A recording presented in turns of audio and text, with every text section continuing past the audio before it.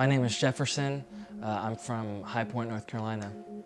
So I grew up kind of all over the world a little bit. Grew up as a missionary kid. So my dad, my mom were doing church planting mainly in Europe. So before I was born, my two older sisters and my parents lived in Ukraine for about 2 years. And then came back to North Carolina, which is really home base for both my mom and my dad. And then I was born, moved to Poland for 7 years, then back to Raleigh for about a year, and then to Hungary for 3 years, Scotland for a year, and then back in North Carolina in 2010. We moved back in 8th grade, which is already like a hard time being in middle school. And then instead of being the American, I was now the European. So it's like wherever I was at, I was never really apart. I was always different. Growing up in Europe and being a pastor's kid, growing up in the church, I don't really know any different. I don't know, 7th grade was a point where I started to take some leadership because I was going to serve with the church by myself. And I wasn't riding with my parents, I was taking the bus to serve and be there.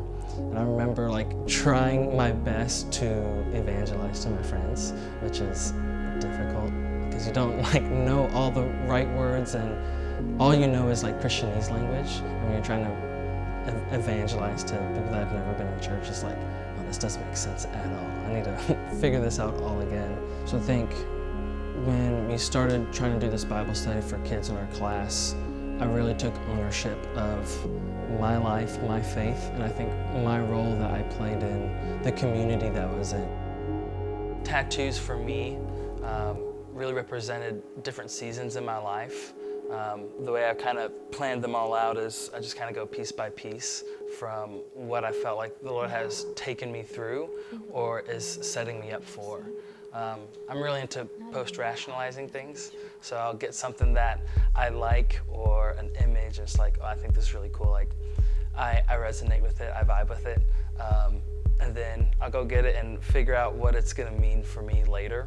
And so when I was getting ready for my first tattoo, which was the burning bush, it was kind of I really liked the story of Moses and really loved the encounter between God and Moses, and Moses being in the wilderness kind of for a number of years and encountering God and God calling him, really laying out kind of a plan for his life, and Moses really being like, no, this isn't for me, you got the wrong guy. And at that point, looking back on it now, was kind of really where I was at. I was in the decision making between going to school for music or doing this internship at a church. And so kind of circumstances led me to go to the internship. And so finishing up the internship, I moved back to High Point to serve underneath my dad at the church that he was taking over.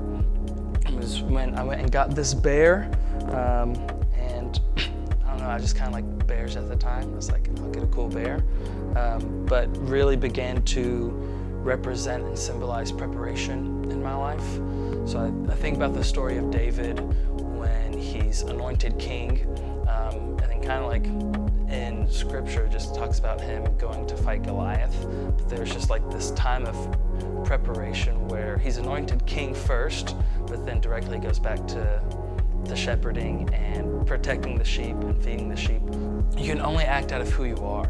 And so those years of preparation developed David for his future calling as king, for his future calling as a leader. So that's what it really began for me, just these years of preparation for what I feel like God is calling me to. This olive branch, obviously olive branches usually represent peace. And so my name actually means son of peace. So that was one reason why I got it. But I was also felt like I was at a time where just kind of really unhappy with where I was at. Not unhappy with God, just bluntly my location and some of the people that I was around. And just having to pray through and learn to pray for a heart change. and to be at peace with where I'm at now. I just had to decide, like, wherever I'm at is the big time. I struggle a lot with letting Jesus minister to me. I think that I so desperately want Jesus to be Lord of my life, which is easy. It's like, Jesus, you make all the big decisions. You tell me where to go. You tell me what to change. I can do that, but let me fix myself. Like, I know I have these issues, but I still have to be worthy to receive grace. I still have to be worthy to maybe even go into the next season, but still always learning that the gospel still applies to me, like personally in my areas. And I know what the call of God is on my life, and the call to ministry is not fun or easy all the time, but I know it's worth it. At the end of the day, I wrote this in my journal a couple months ago. I just said, at the end of the day, I know that He chose me, I know He's got a plan for me, and I know that I'm called.